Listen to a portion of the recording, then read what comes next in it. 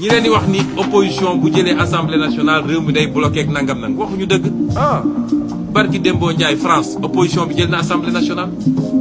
États-Unis à chaque élection de mi-mandat boo moytul opposition jël majorité bi au Sénat te blocage du am parce que ñun ay responsable lañu waaye dinañu saytu li ñu yore réew mi. loolu leer na de. yaa ñu waxoon nguur kenn du ko jox majorité sàmm sa kàddu. yaa ñu waxoon état foog ñu koy saytu mbir yi leer sàmm sa kàddu. yaa ñu waxoon opposition la ñuy jox majorité sàmm sa kàddu. yaa ñu waxoon état foog ñu koy saytu mbir yi leer sàmm sa kàddu. takku wàllu Sénégal sàmm sa kàddu. askan bi wuyu leen ñi solution baa ngi nii ndax ñi dañoo tëlee. jeunesse baa ngi gàddaay jël géej gi ñaata jeune ñoo ci dee. chômage bi gën a bari dund gi gën a seer xam nga ni lii metti na. wuy wàlloo ana ku ñuy wàlloo intercoalition moo ñuy wàlloo yaaya. wuy wàlloo ana ku ñuy wàlloo sàmm sa kàddu bi lay moo ñuy wàlloo yaaya. cey ku ko voté sauvé nga réew mi nañu dem voté sauvé suñu réew mi. nanga dem voté ngir sauvé suñu réew mi. Ablaye dina voté sauvé suñu réew mi. yaa ñu waxoon nguur kenn du ko jox majorité sàmm sa kàddu.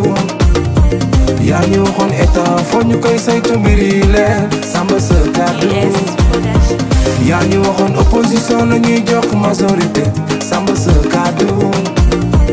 yaa ñu waxoon état foo ñu koy saytu mbir yi leer sàmm sa kàddu.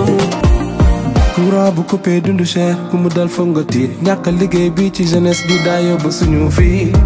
sàmm kàddu góor yaa ngi nii intercoalition baa ngi nii. takku wàllu Sénégal ngi ànd takku jëli ndam lii. yi doxal Sénégal ngi nii na ñëpp takku ñu jëli ndam lii. cey ku ko voté sauvé nga réew mi nañu dem voté sauvé suñu réew mi. nanga dem voté ngir sauvé suñu réew mi. Ablaye dina voté sauvé suñu réew mi. yaa ñu waxoon nguur kenn du ko jox majorité sàmm sa kàddu. yaa ñu waxoon état foog ñu koy saytu mbir yi leer sàmm sa kàddu. yaa ñu waxoon opposition la ñuy jox majorité sàmm sa kàddu. yaa ñu waxoon état foog ñu koy saytu mbir yi leer sàmm sa kàddu. intercoalition sàmm sa kàddu. Weekend music. takku wàllu Sénégal.